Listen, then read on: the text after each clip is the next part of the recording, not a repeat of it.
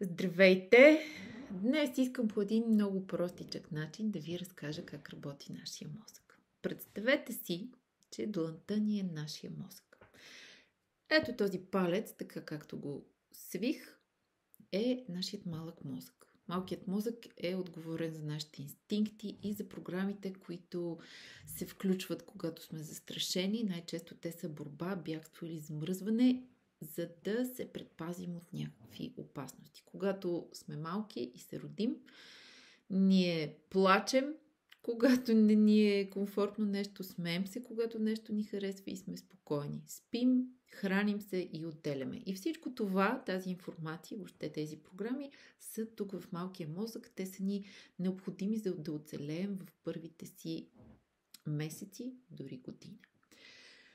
Тази горна част, която в момента така стърчи, ако я свием, тя всъщност взема формата на нашия фронтален лоб или, иначе казано, неокортекс. Тази голяма, красиво нагъната част, мозъчна кора, сивото вещество. Това е мястото, където ние учим. Той се развива до 28-та ни година по последни данни на учените. Тук се изграждат постепенно нови връзки, начини на мислене, логика и така нататък. Всичко, което е присъщо на възрастния човек. Какво се случва обаче? Когато ние сме в състояние на стрес, заплаха, тревога, всъщност нашия ум изглежда ето така. Това е модел.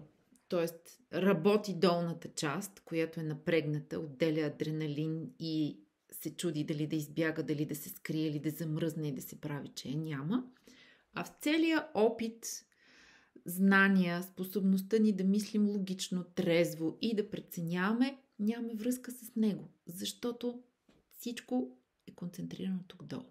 И често вземаме неподходящи решения, реагираме импулсивно и така нататък. Всички понякога сме изпадали в такива ситуации. Какво обаче е необходимо да направим? Когато се хванем в такава ситуация, ние е необходимо да се успокоим. Т.е. да намерим начин да приберем стръхналата си част, образно казано, да може да подишаме, може да се подвижим, може да скачаме, можем да рисуваме нейрографика, ако имаме повече време за това, за да възстановим отново връзката с по-висшите части на мозъка, за да може да използваме всички от тези ресурси, които имаме, адекватно на ситуацията, в която сме.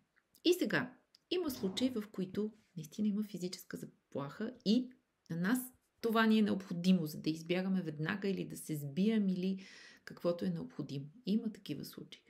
Но в голяма част от ежедневието ни тези случаи не са такива. Те само подсъзнателно ума ни ги преживява като заплаха, а ние въпреки всичко това сме настръхнали и сме ето така. Тоест на нас ни е необходимо наистина да се познаваме и да правим някакви практики и да имаме някакви малки трикове в ежедневието си, които отново и отново да се връщаме в спокойно състояние, за да можем да ползваме наистина потенциала, който притежава. Нейрографиката е един такъв метод, чрез който рисувайки и особено в частта с заоблянето, когато ние много притихваме и се съсредоточаваме, ние всъщност успокояваме тези настръхнали наши части по теми, които сме си избрали и за които дори не знаем, че вътре дълбоко в себе си може би преживяваме страх, ограничения, невъзможности и какво ли още не, които ни оставят в този малък мозък и ни оставят мънички и неспособни. И когато ние изградим нови връзки, когато се успокоим, когато